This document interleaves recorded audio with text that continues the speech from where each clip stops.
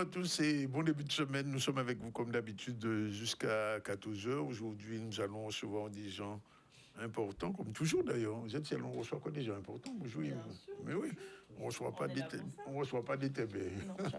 Bon, alors, on va commencer avec Cynthia Fibel dans un instant. Bonjour Cynthia. Elle est directrice des politiques culturelles. Sous-directrice, j'ai dit. Mais enfin bon, elle est sous-directrice de quelqu'un.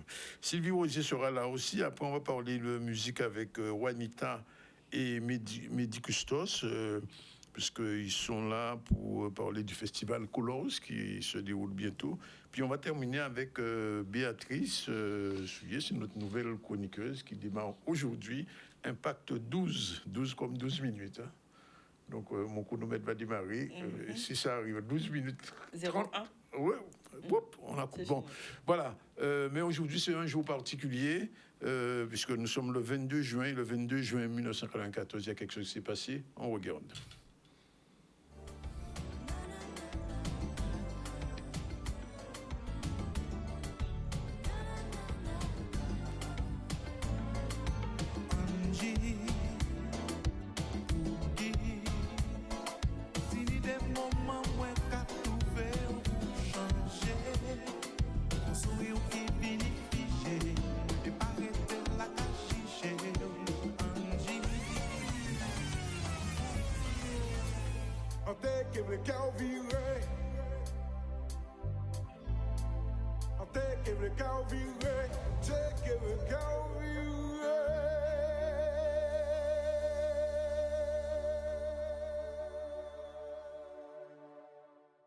Et non, on n'a pas oublié, et je vais même donner une petite anecdote. Ce jour-là, vers 14 heures, un ami qui s'appelle Gustave, qui est dans le show business, me téléphone. Il me dit: tiens, je vais voir Gilles Floreau, est-ce que tu veux venir avec moi?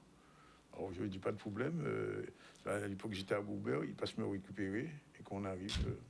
Les deux. Ouais, c'était le premier journaliste, mais vraiment, c'est pas un scoop que j'avais souhaité. Hein. Et j'arrive, Gilles Floreau n'était plus là. Alors, Gilles Floreau reste toujours dans notre cœur et dans notre musique. Si vous n'avez pas, c'est son disque, je veux dire, posthume, le best-of avec les grands tubes comme Pas parole en l'air, Caramel, Stella, Angie, Kaline et Groove.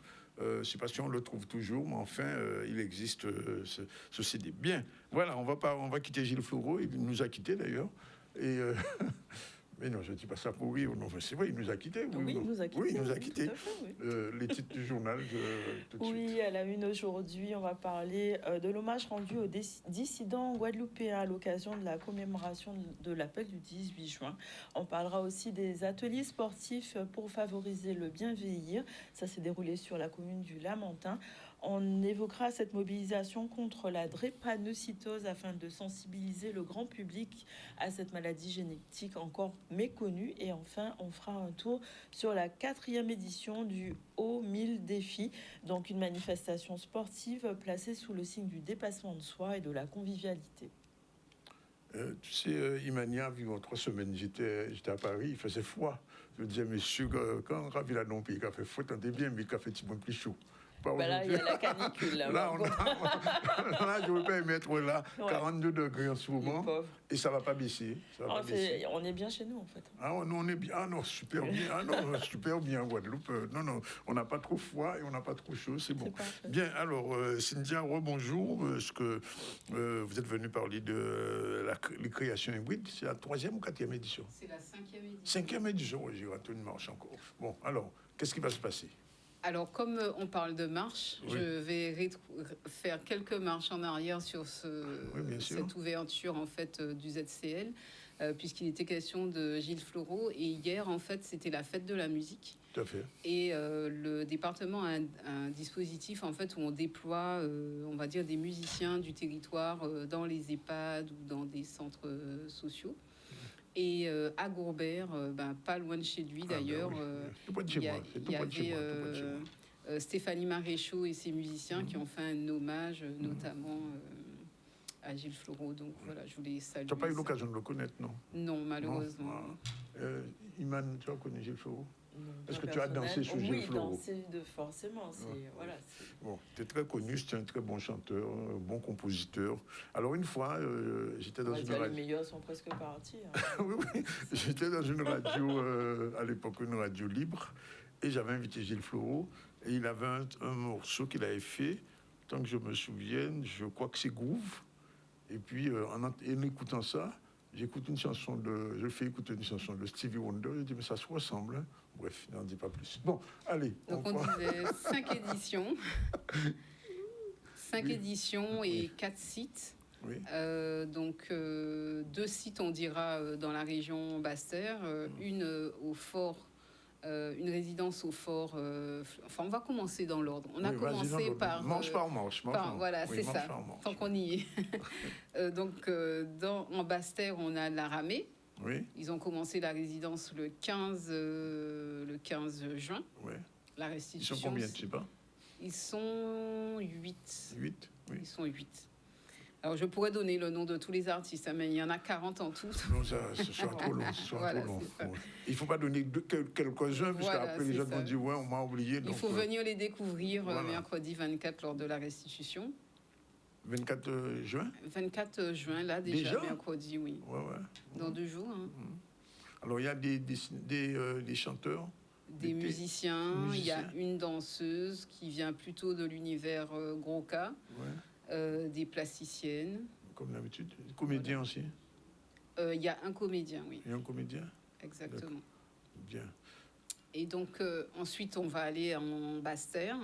Là, il y a le site du Fort d'Elgrès. Oui. Ils sont rentrés, eux, en résidence le 19 juin. Et la restitution, c'est le 28 juin, dimanche 28. Ensuite, on a donc le fort Fleur d'Épée.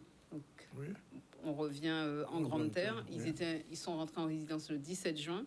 La restitution, c'est le vendredi 26.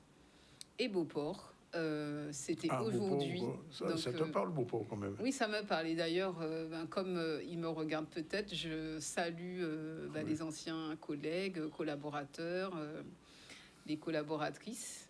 Et je pense notamment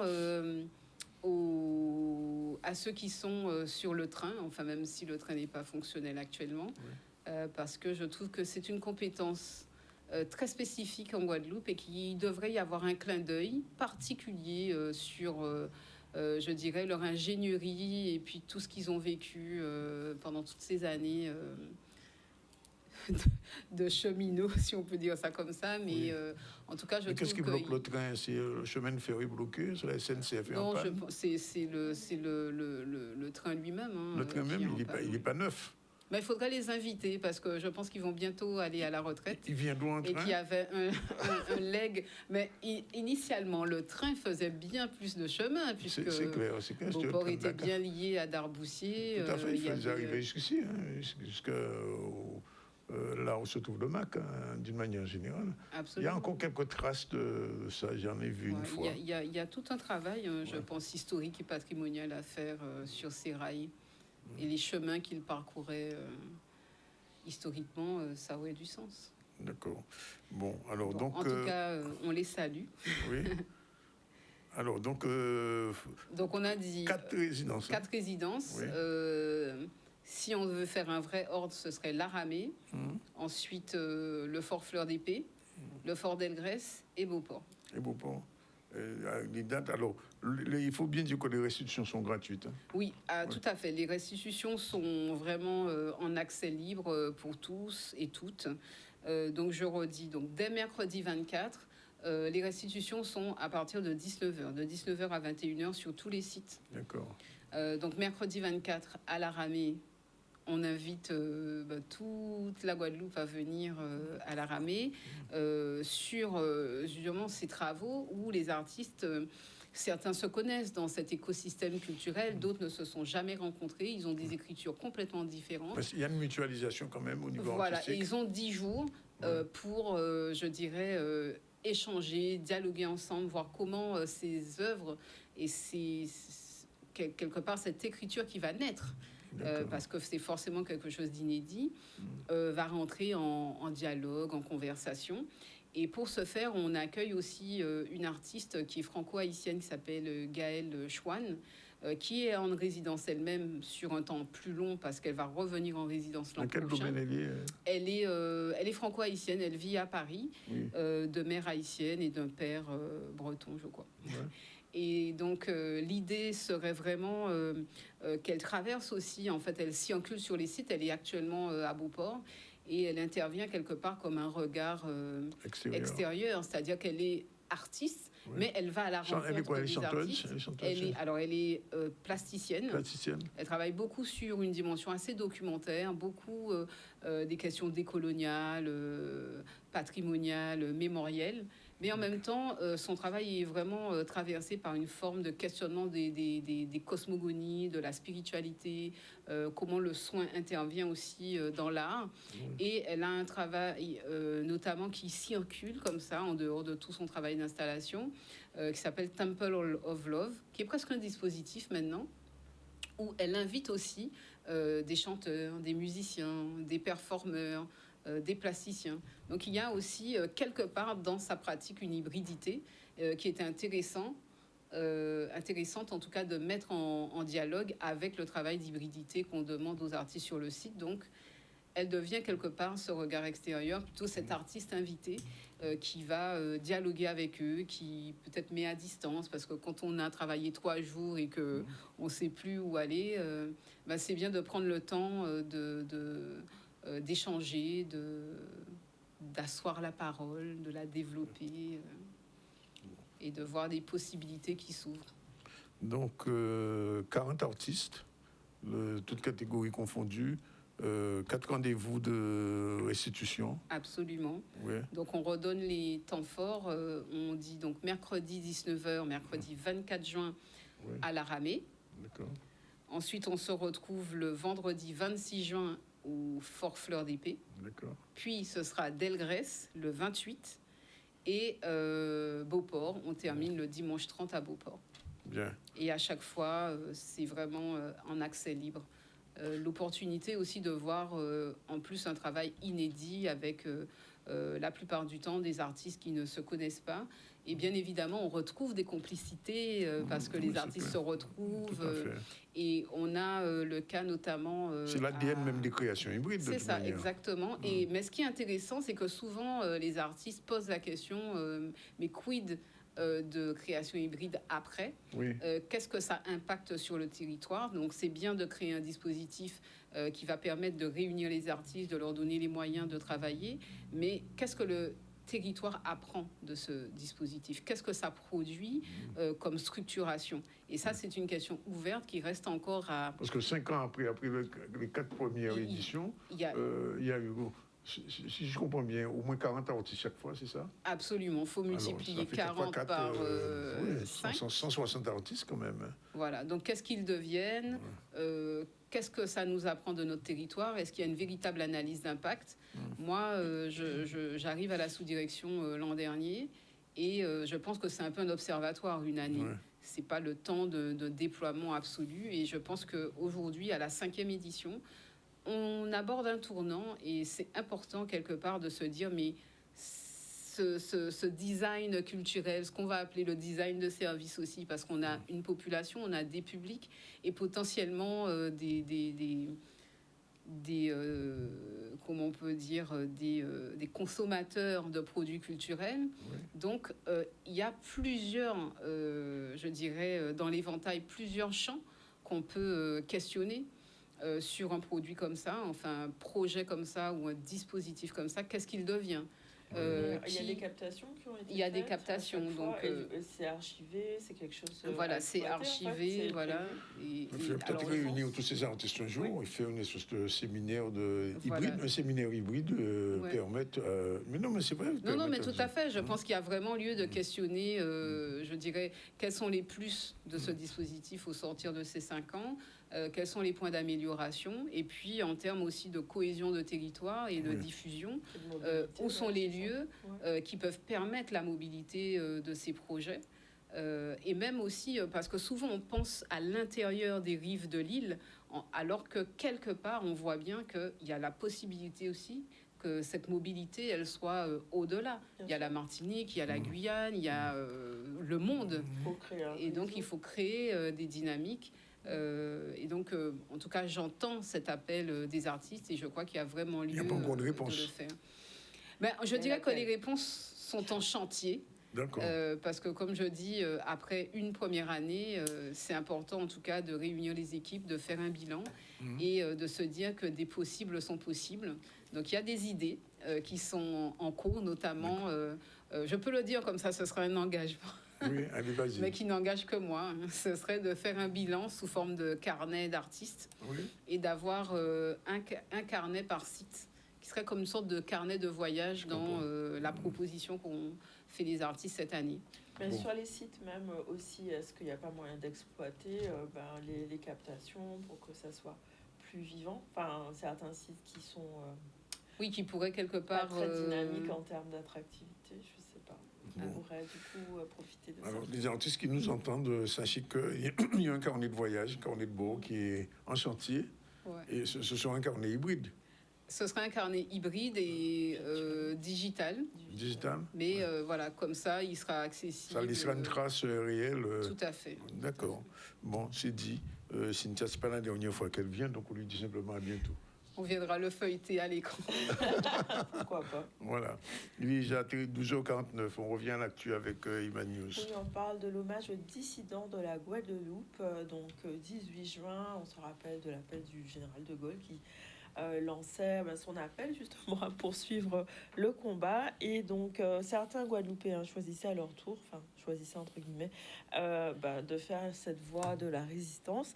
On en parle justement à Trois-Rivières, où le mémorial de la dissidence, une cérémonie, s'est tenue pour rendre hommage à ces personnes qui ont eu le courage de continuer d'inspirer nos générations jusqu'à maintenant. On voit un reportage de Loïs Laine à ce sujet.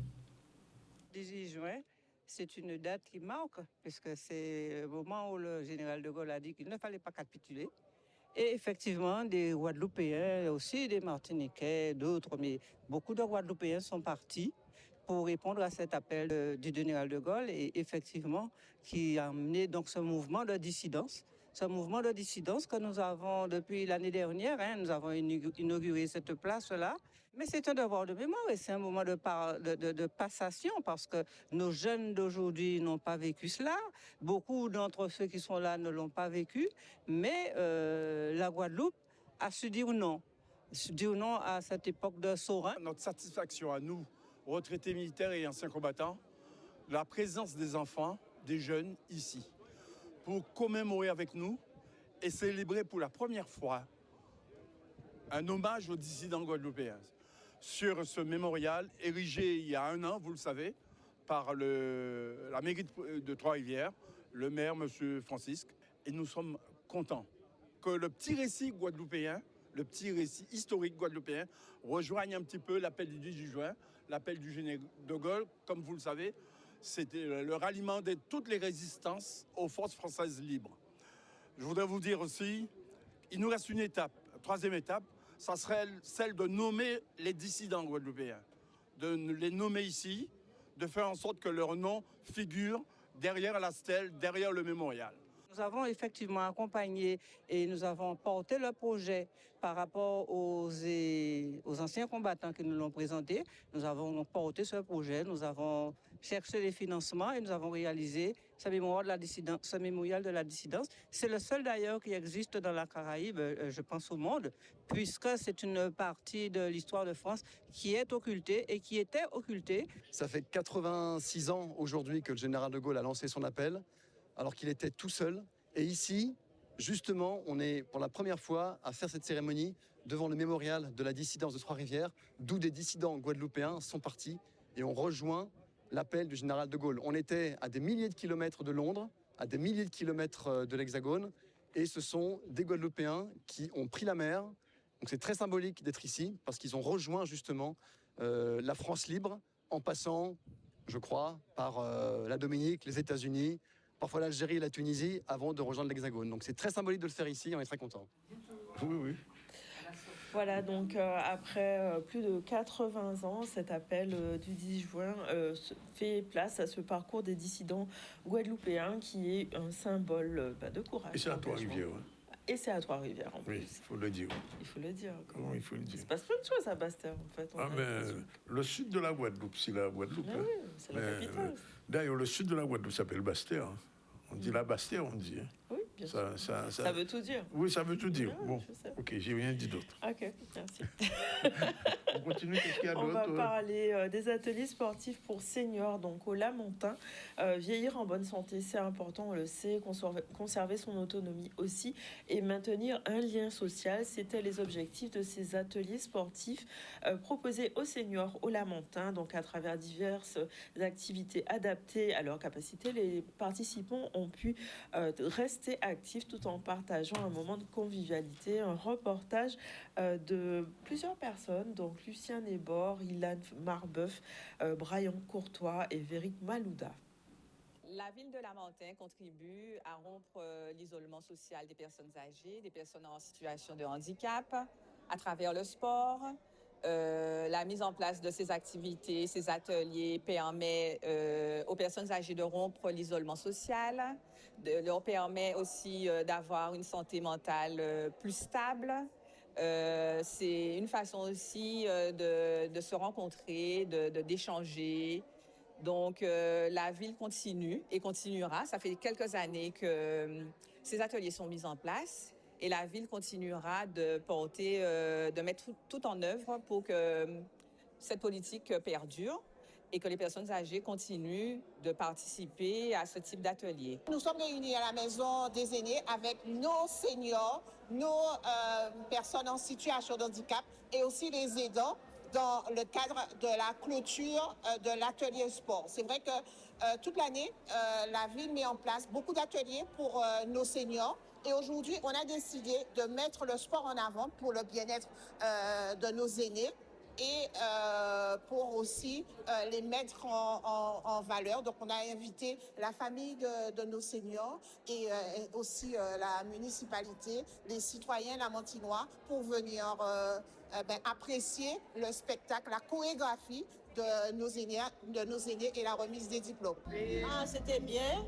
Et nous avions un super coach, Kenny, en la personne de Kenny. Et j'avoue qu'il prend énormément soin de nous, des seniors. Et ça se passe très, très bien. J'ai intégré le groupe depuis le 1er mai et j'apprécie beaucoup l'esprit de convivialité, tout le travail qui est fait pour que nous, seniors, en sortant du travail, que nous soyons intégrés dans la société, que nous ne soyons pas délaissés pour compte. Et je trouve ça très important. Tous ceux qui sont disponibles, ou même s'ils ne sont pas disponibles, mais trouver du temps pour, enfin, c'est un peu...